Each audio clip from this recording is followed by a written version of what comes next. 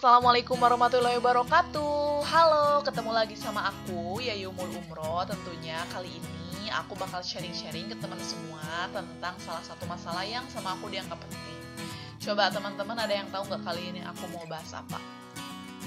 Oke, sebelumnya aku mau tanya dulu ya ke teman-teman semua. Apa sih yang teman-teman pikirkan ketika teman-teman melihat gambar di bawah ini? Coba dari gambar dua itu, coba teman-teman pikirkan. Apa sih yang terlintas di pikiran teman-teman semua? Nah, kira-kira menurut teman-teman, apakah sekarang bumi yang kita tempati ini masih baik-baik saja? Atau sebaliknya? Bener banget teman-teman, bumi yang kita tempati saat ini tuh udah rusak, udah tercemar. Dimana kita udah terbiasa melihat sampah di mana-mana berserakan, limbah di mana-mana, udara udah berpolusi, air tercemar, tanah tercemar, dan masih banyak lagi. Coba deh sekarang teman-teman tanya ke diri teman-teman semua. Kira-kira siapa sih yang menyebabkan bumi ini tercemar dan rusak? Bener banget teman-teman. Jadi, penyebab terbesar bumi ini rusak dan tercemar itu karena ulah manusia. Memang ada faktor alam juga, tapi nggak sebesar faktor manusia. Jadi kali ini materi yang bakal aku share ke teman-teman semua itu tentang pencemaran lingkungan.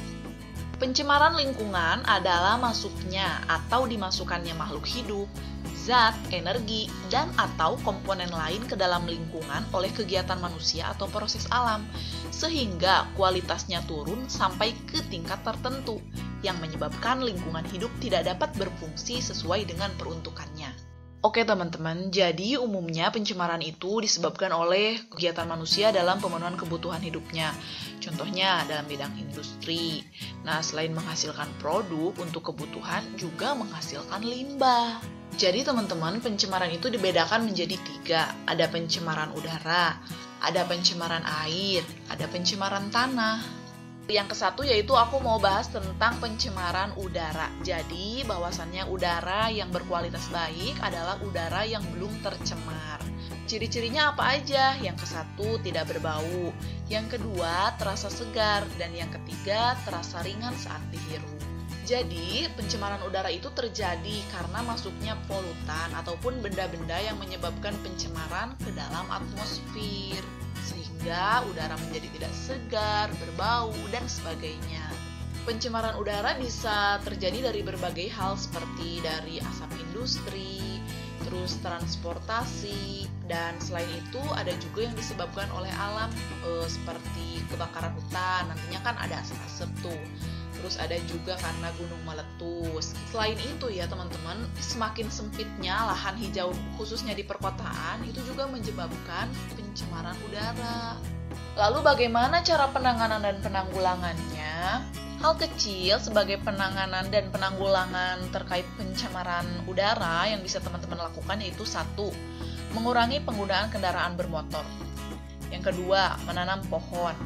Yang ketiga, berjalan, bersepeda, dan memanfaatkan transportasi umum. Yang keempat, yaitu membatasi penggunaan listrik. Yang kelima, menghindari kebiasaan untuk membakar sampah, ya. Dan yang keenam, yaitu berhenti merokok, karena itu semua menyebabkan polusi udara, sehingga timbullah pencemaran udara. Yang kedua, yaitu pencemaran air. Pencemaran air itu merupakan peristiwa masuknya zat atau komponen lain ke dalam perairan. Dampaknya membuat air tercemar dan kualitas air menurun. Nah, air yang tercemar itu tidak bisa dimanfaatkan dan menyebabkan penyakit. Yang menyebabkan pencemaran air itu jadi 1. Ada limbah industri, 2. Limbah rumah tangga, dan yang ketiga limbah pertanian. Lalu bagaimana sih penanganan dan penanggulangan untuk pencemaran air? Tidak membuang sampah ke sungai. Yang kedua, mengolah limbah cair dari industri atau pabrik, jadi nggak langsung dibuang ke sungai dan ke tempat sembarangan ya. Yang ketiga yaitu mengolah dan membuang limbah rumah tangga dengan tepat. Dan yang keempat, membuat penampungan limbah atau septic tank. Oke? Yang ketiga yaitu pencemaran tanah. Jadi umumnya pencemaran tanah itu disebabkan oleh zat-zat kimia yang dibuang sembarangan secara langsung. Dampak pencemaran bisa berdampak pada kesehatan manusia. Karena tanah yang tercemar itu bisa mengandung bakteri dan menyebabkan penyakit. Nah, pencemaran tanah juga bisa berdampak terhadap ekosistem. Penyebab utama dari pencemaran tanah itu yaitu ada limbah keluarga sama kegiatan pertanian.